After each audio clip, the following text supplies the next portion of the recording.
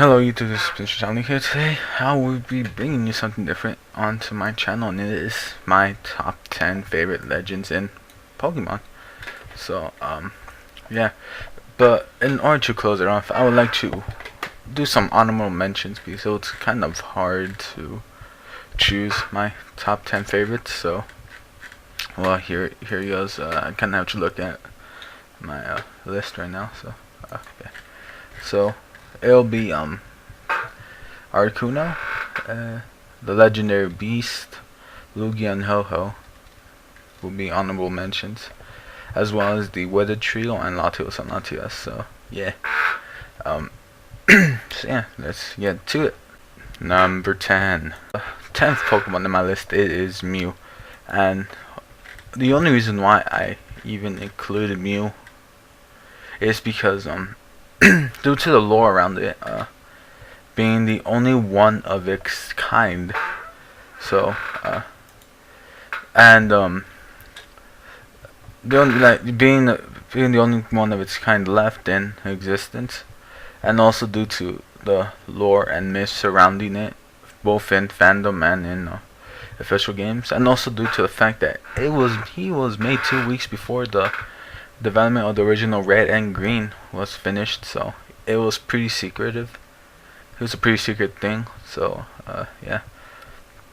Also, he is able to learn all the HMs, so yeah.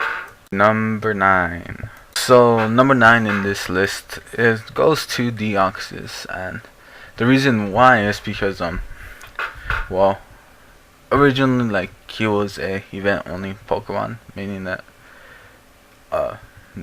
you can only get him in 2 ways, either through events or an event only item, which was the Mystic ticket, I think. Yeah, and both of those were kind of weird. I managed to get my own through cheating purposes, so yeah. But the main reason why I like Deoxys is because it's so versatile as a legend. While most, oh no, it's the Aura ticket, never mind. Sorry about that. But yeah, it's able to change forms, and the only reason why it's so top in my list is because in the original Gen 3 he stuck to one form depending on the game you chose. So yeah, so in Ruby and Sapphire you took the normal form, and Fire Red you took the attack, and Leaf Green you took defense, and in Emerald, which was its debut form, and it was the speed form. So yeah, that kind of placed them in a different pedestal in my opinion. So yeah, that's what he deserves to be number 9 in my list. Number 8. So my number 8 will have to be Darkrai, and only reason why is because 1, he looks pretty badass, and 2, it's because the lore surrounding him. So he only appears during the full moon, and he causes nightmares to everybody he comes in contact with. But in the anime series, it actually gives him a little more depth, in which in the movie he protects the city, and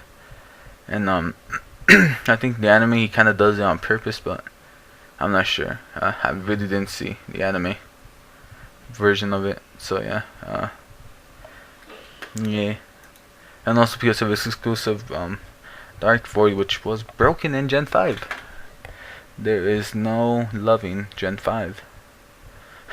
Number 7. So number 7 in my list goes to Cresselia.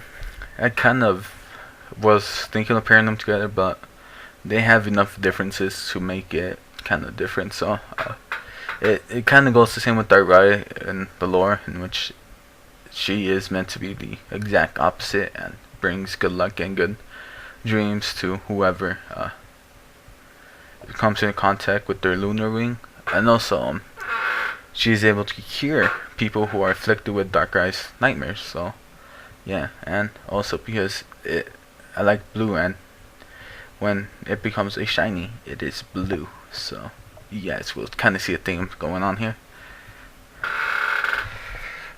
Do number 6.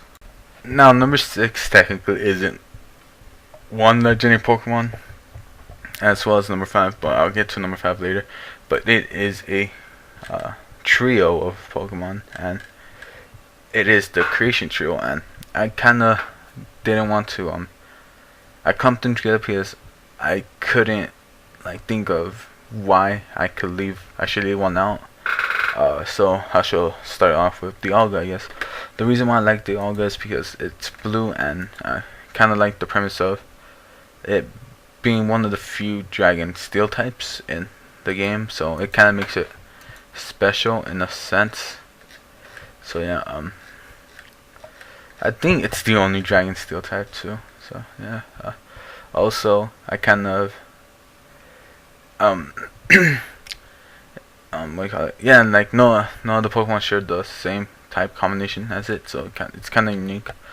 But also, I kind of clumped it together with the other ones because they all share special merits. So Palkia is more in I was thinking of more putting Palkia in the honorable mentions list, but then I kind of remembered how Pearl was my first Pokemon game in a while. I had Leaf Green, and then I didn't touch another game for a while.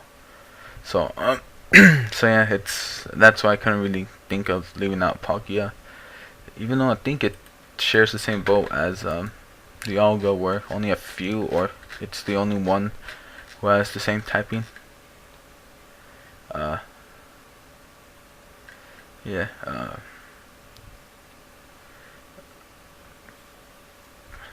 Oh well.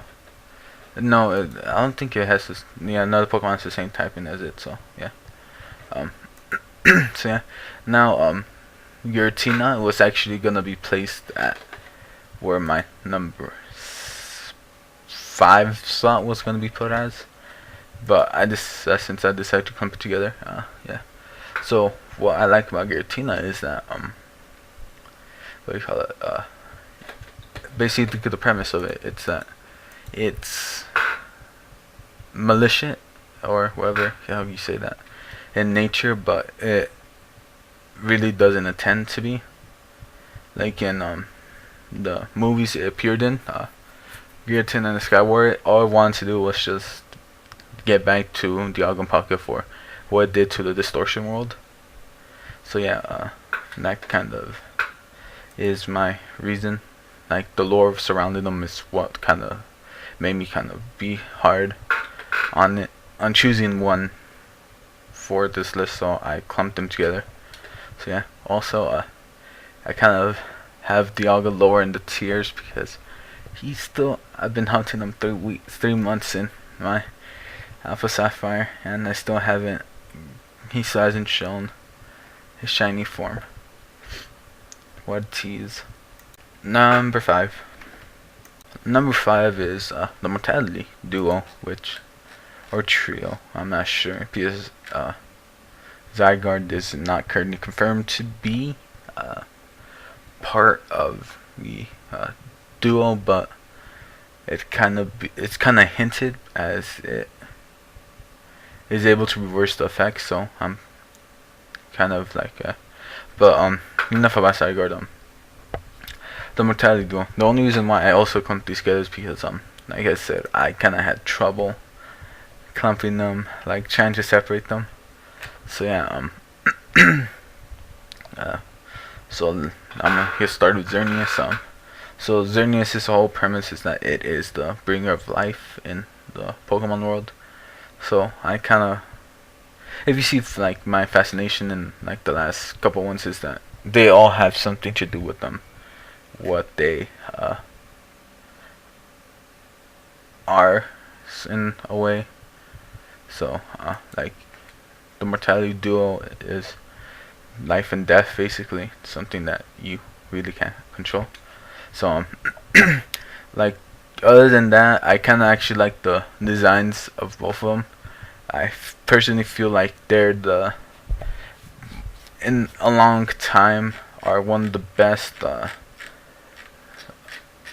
what do you call it, designed legendaries, as they actually capture a lot of the inspirations they come from. So like Xerneas is a deer, and in what people to believe what he was based off of is Norse mythology, in which I forgot what is it, but I forgot the name, but it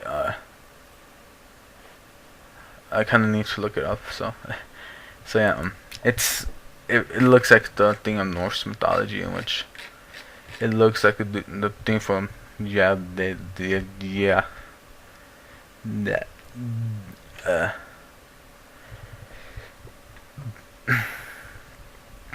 yeah, it's the elements of that, and I'm not sure how the hell I'll link it into in in the description if I remember, but it has to do something with Norse mythology and Valhalla and Lauria.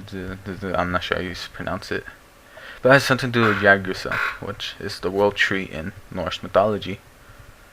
So yeah, now up to Yveltal, which is the F Pokemon, and it's dark and flying, so I kind of find that an interesting combination.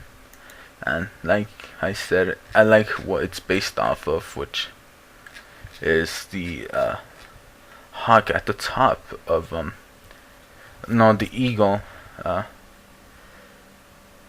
No, it's like it's based off, like, depending on the thing from Norse mythology. It depends on the source you get it. It's either a hawk or an eagle, and so yeah, and also like, I'm kind of reading this off of what I've seen, so yeah, what do you call it? And also, PS, Yavel is actually Middle English of evil, and then Quasitol, which is talent. So yeah, it means evil talent if you break it apart. Speaking of which, I wonder what Xerneas means now. When you break apart his name, because that's actually pretty smart. Oh wow, it actually may be derived from Cerberus, which is Latin for deer, and Cernunnos, which is a Celtic god. So yeah, like I said, pretty interesting. So yeah, well, the duels, like the clumped ones together, are taking way longer than I expected. So yeah, that's number 5. Number 4. So my number 4 is actually Arceus, or Arceus, or I pronounce it Arceus. And I know I won't win the battle for this, but I personally pronounce it Arceus. It really doesn't have a one set thing, but the reason why I saw up in top of my up in the legendaries list is PS1. It is classified as in Xenomyth as the god Pokemon. So sorry about that. So yeah, it's classified as the god Pokemon because it created the entire universe and whatever the hell time it got created. The lore doesn't say. So yeah, like I said, you might see a lot of things with the lore. So yeah. Also, PS recently, they had an event in Japan where, for the first time since its creation, you're able to obtain it shiny, and it was one, and so yeah, yeah. So yeah, Arceus. Yeah. Number 3. Well, number 3 is Articuno, and well, I think I might have messed up and put that as in the honorable mentions list, but it yields back to my point of I actually grew up and for a while just played the original red, no, the original like blue version. So I kind of had a liking for Articuno because at the time it was the one of the few stronger Pokemon before the special and special defense split. So it was actually pretty good back then. So I was able to kick pretty good. Like I wouldn't say, yeah, like I was actually pretty good with it. And also one of the reasons why I like it is because its sprite throughout the first generation, like the back sprite never changed. So that's the same goes with red, green, blue, and yellow, in which the back sprite stayed the same. So yeah.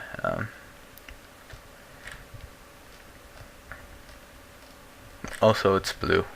I have a preference for blue legends. Number two in my list is actually Mewtwo. Yeah, there was a pun in it, but what do you call it? Anyways, so yeah, the reason why I put Mewtwo so high on the list is because well, it's generally a awesome Pokemon. Like, for one, it actually held the highest what do you call it, base stat spreads for a while. I think I need to make sure what. Yeah, it actually held the highest base stat total that was not a mascot. And yeah, yeah. So for example, like it had the base stat total of 680, which wasn't beaten for a while until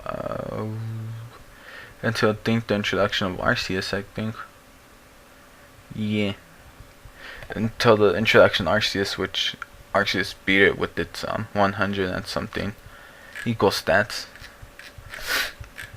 But yeah, so but it also holds the title for having the strongest highest stat totals with 780. Both of them, which it's also tied Mega with Quasar now. So yeah, also just to prove how badass of a Pokemon is, that its Mega Mewtwo X, its X form, has the highest attack of all Pokemon. Wow. And while also holding the highest base special attack of all fighting Pokemon. While its Y version has the highest base special attack of all Pokemon, and the highest single base stat of all the Psychic. And it also holds the contender of having being the only two Pokemon. It's only being one of the two Pokemon who have two Mega Evolutions based off what version of X or Y you were playing. The other one, if you might have guessed, is Charizard. So yeah, time to go for number one.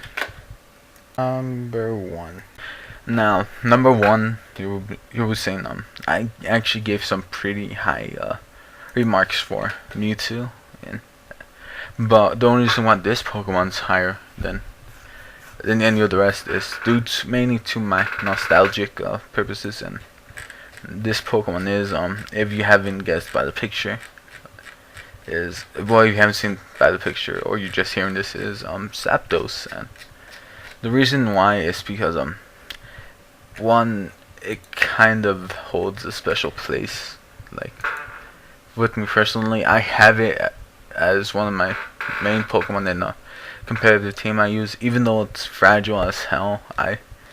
With the help of Cresselia and everything, it manages to actually hold up against its own and actually won me some battles. But that's not the reason.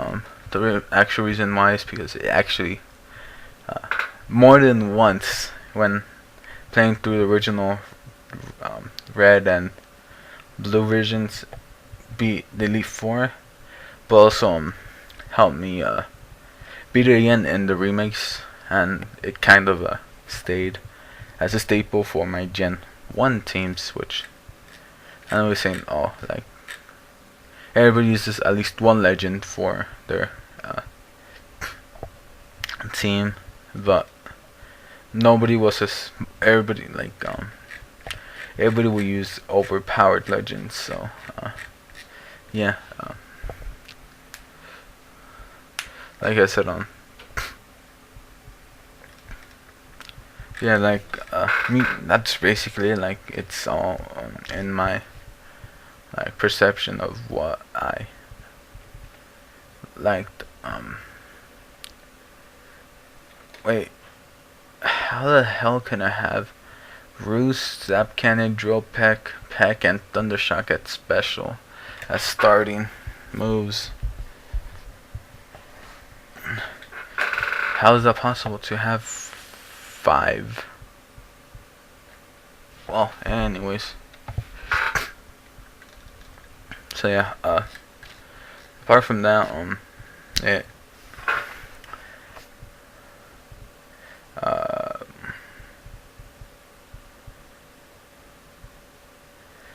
well, I'm not sure why, other than that.